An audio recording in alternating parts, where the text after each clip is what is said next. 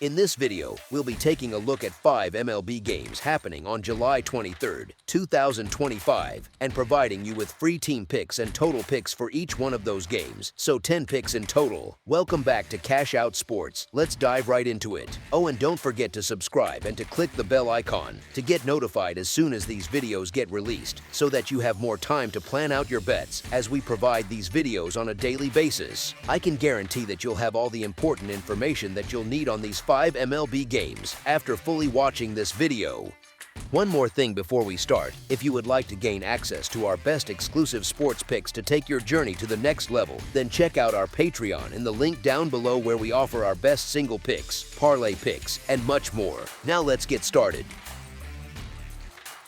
Cincinnati Reds versus Washington Nationals. The Cincinnati Reds, sitting at 52-49, and the Washington Nationals, at 40-60, are set to wrap up their 3-game series in the National League this Wednesday. Look, the Reds dropped the game on Monday, but that came down to some shaky pitching that I don't see happening again, with Lodolo taking the hill. Cincinnati has come out on top in 5 of their last 6 games when Lodolo starts, and that single loss wasn't even on him. He only let in 3 runs against the Phillies, who lead the National League East. In those other 5 outings, he's kept things tight, giving up 2 runs or fewer each time, and the Reds won them all. Flip that around for the Nationals. Soroka has been on the mound for 7 straight losses for his team. Just recently, he got hammered, coughing up 7 earned runs in only 4 innings during a defeat to the Red Sox. It's been a rough stretch, and it shows why Washington is struggling to get any momentum with him pitching. Lodolo's been reliable all year, holding opponents to just 11 hits and 5 runs over his past 19 innings on the mound.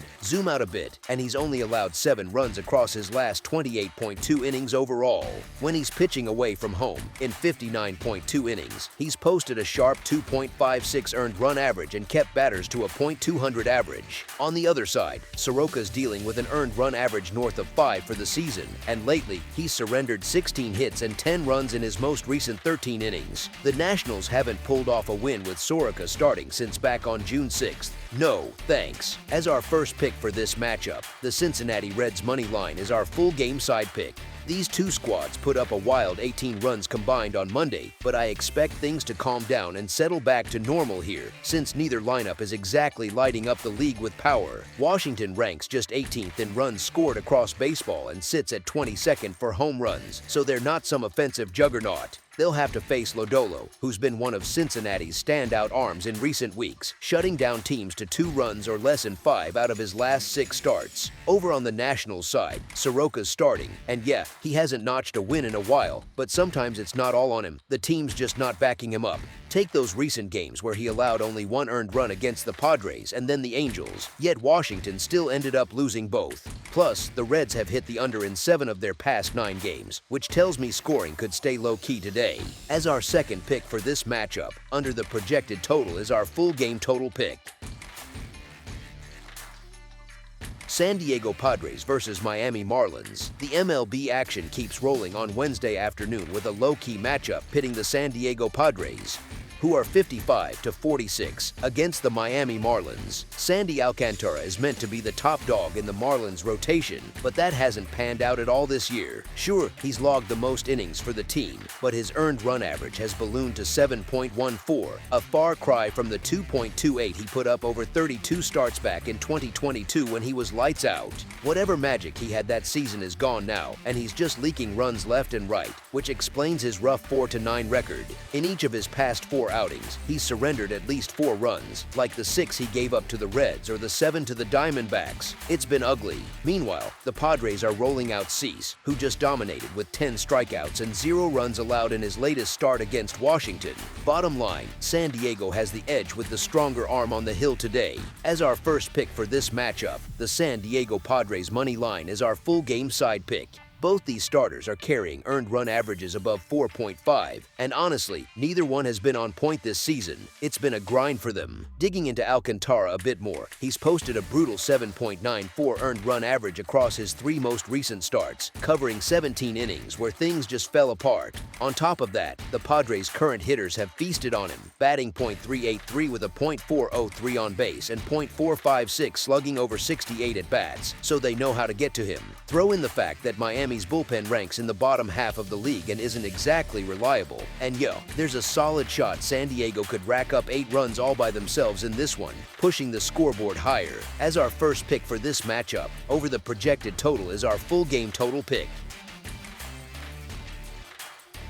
San Francisco Giants versus Atlanta Braves. San Francisco, with a record of 52-49, is aiming to dodge a third straight series defeat as they head to Truist Park this Wednesday afternoon for the rubber match against Atlanta, who sit at 44-55, wrapping up their 3-game set. The Braves have picked up wins in 4 of their past 7 outings, while the Giants have dropped 7 of their last 8. It's been a tough stretch for San Francisco lately. Atlanta looks to have the upper hand in this one, mainly because they've been swinging the bats pretty well against right-handed pitching, and now they're facing Verlander, who's still hunting for his first victory of the year. He's been getting lit up, surrendering 14 runs over his previous 3 starts and 11 more in his last 3 on the road, so it's hard to see him shutting down the Braves lineup without some real trouble. San Francisco's bats probably won't light it up either, since they've had a rough time handling right-handers, and they'll be up against Strider, who's only allowed 6 runs across his past 3 starts overall. At home, he's given up just 5 runs in his last 3 appearances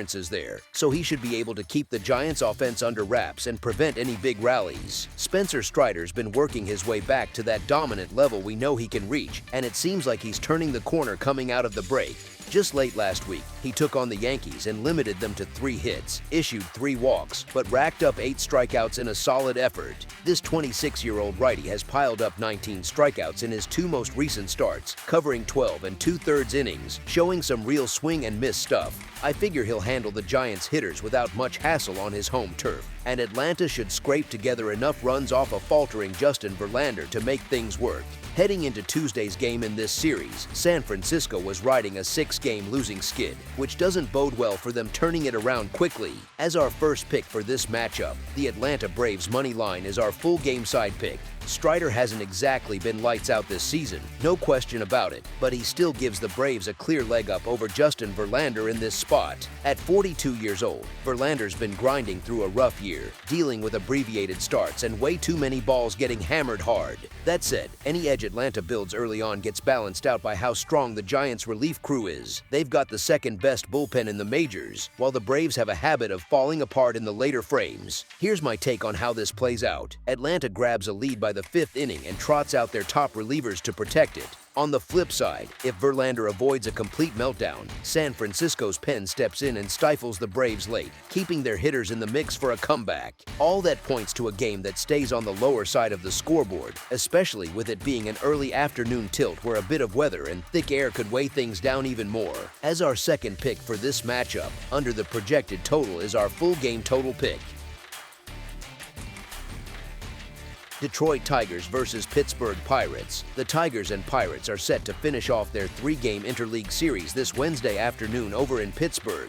I've got this personal rule about steering clear of betting on pitchers who are stepping up for their first taste of the majors. There's just 0 track record to go on, so you're flying blind on what might happen. It makes things even trickier here since Melton isn't exactly lighting up the prospect rankings for Detroit. He's not one of their blue-chip guys by any stretch. The Tigers have been stumbling out of the gate in the second half of the season, and they'll probably snap out of it eventually, but right now, it's tough to keep throwing support their way when they're just draining the bankroll with these losses. On the flip side, Falter's been holding his own this year, especially at home where he's put up a solid 3.65 earned run average across 56.2 innings and kept hitters to a .228 average. That's the kind of reliability that gives Pittsburgh a real shot in this spot. As our first pick for this matchup, the Pittsburgh Pirates money line is our full game side pick.